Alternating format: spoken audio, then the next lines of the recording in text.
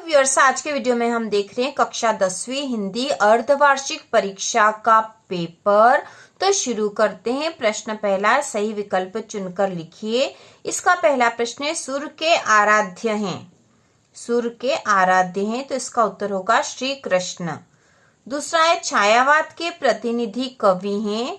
तो छायावाद के प्रतिनिधि कवि जयशंकर प्रसाद। तीसरा है, काव्य की शोभा बढ़ाने वाले कारक को कहते हैं। तो काव्य की शोभा बढ़ाने वाले कारक को कहते अलंकार। चौथा है, लोकप्रिय महाकाव्य का नाम है। तो लोकप्रिय महाकाव्य का नाम है रामचरितमानस।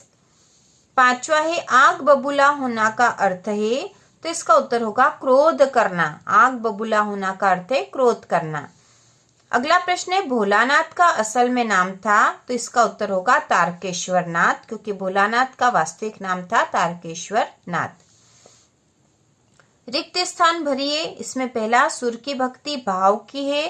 तो आएगा सांख्य भाव की या सखा भाव की है। सूर्य की भक्ति सांख्य भाव की है। दूसरा है, वीररस का स्थायी भाव है। तो वीररस का स्थायी भाव है उत्साह। तीसरा है, एक अंक वाली रचना कहलाती है। तो एक अंक वाली रचना कहलाती एकांकी। अगला है, मनोहर का संधि विच्छेद है। तो मनोहर का संधि विच्छेद होगा मनः धन हर। अगला है, समास के भेद है। तो समास के भेद होते हैं 6। अगला है, मंजिल से कहीं ज्यादा होता है मंजिल तक का सफर। तो आएगा रोमांचक। इसके बाद छठा है, मंजिल से कहीं ज्यादा होता है मंजिल तक का सफर। तो यह आएगा रोमांचक। मंजिल से कहीं ज्यादा रोमांचक होता है मंजिल तक का सफर। इसके बाद है, सही जोड़ी बनाइए।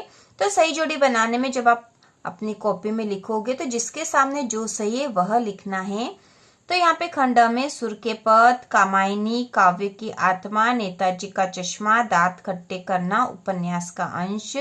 और खंड ब में रस, सूरदास, परास्त करना, जयशंकर प्रसाद, माता का आंचल और स्वयं प्रकाश। तो इसकी जोड़ी बनाएंगे। तो यहाँ पे होगा सुर के पद, इसके कवि सूरदास है। कामायनी जयशंकर प्रसाद की रचना है। काव्य की आत्मा रस होती है। नेताजी का चश्मा या स्वयं प्रकाश की कहानी है। दांत खट्टे करना का अर्थ परास्त करना है। और उपन्यास का अंश है माता का आंचल। तो इस प्रकार से जोड़ी बनेगी। इसके बाद प्रश्न है, एक वाक्य में उत्तर दीजिए।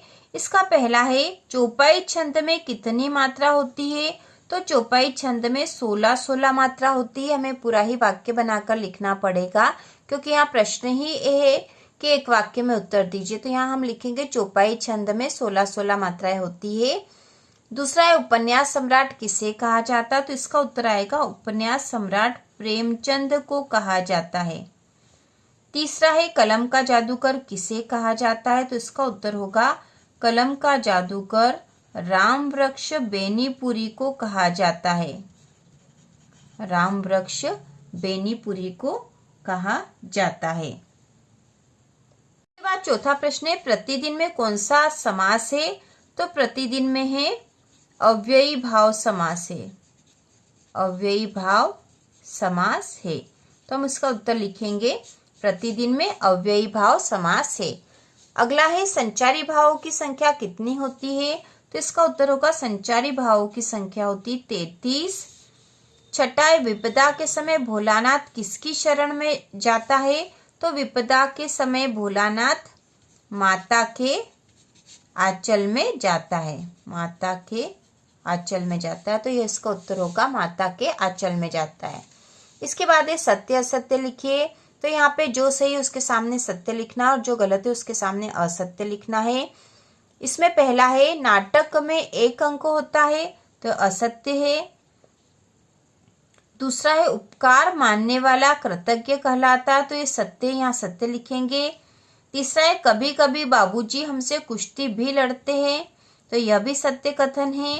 7 सिस्टर वाटरफॉल असम में है। तो यह असत्य है। ठीक है, यहाँ असत्य हमें लिखना है। इसके बाद है, परशुराम भगवान शिव के परम भक्त है। तो कथन सत्य है। और अच्छे लोग परहित के लिए दौड़े चले आते हैं। तो यह कथन भी सत्य है। इसके बाद प्रश्न है, 2-2 नंबर के प्रश्न, तो 2-2 नंबर के प्रश्न भी हम देख लेंगे और इन प्रश्नों के उत्तर हम अलग से वीडियो बनाकर करेंगे। तो प्रश्न है, भक्ति काल की 2 विशेषताएं लिखिए अथवा छायावाद के 2 कवियों के नाम एवं प्रत्येक की एक-एक रचना का नाम लिखिए।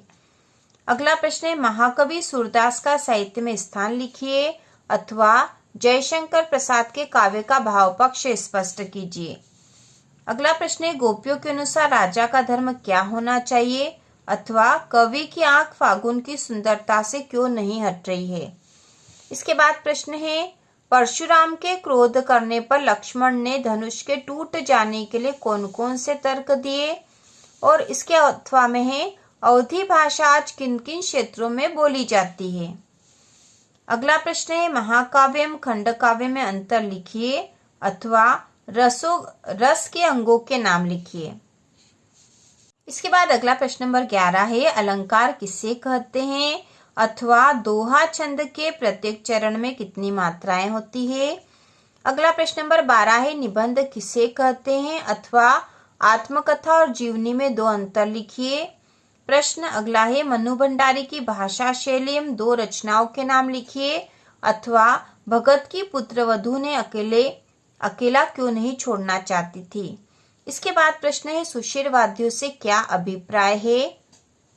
इसके अथवा में है, पान वाले का एक रेखा चित्र प्रस्तुत कीजिए। इसके बाद जो अगला प्रश्न है वह है, बिस्मिल्लाह खां को शहनाई की मंगल ध्वनि का नायक क्यों कहा गया है।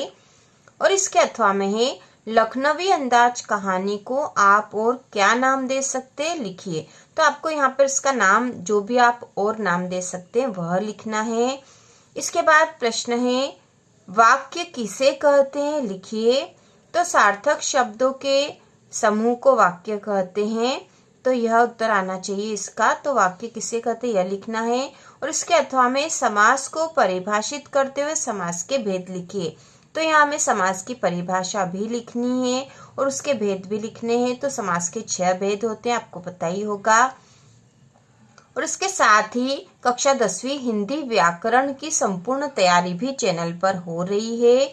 इसके बाद है, बच्चे माता पिता के प्रति अपने प्रेम को कैसे अभिव्यक्त करते हैं, यह कृतिका पाठ 1 का क्वेश्चन है। और इसके अथवा में है, गैंगटोक को मेहनतकश बादशाहों का शहर क्यों कहा गया है, यह भी कृतिका का प्रश्न है, दोनों अथवा में है। और यह कृतिका के पाठ 2 का प्रश्न है और यह पाठ 1 का प्रश्न है, आपको पता ही होगा।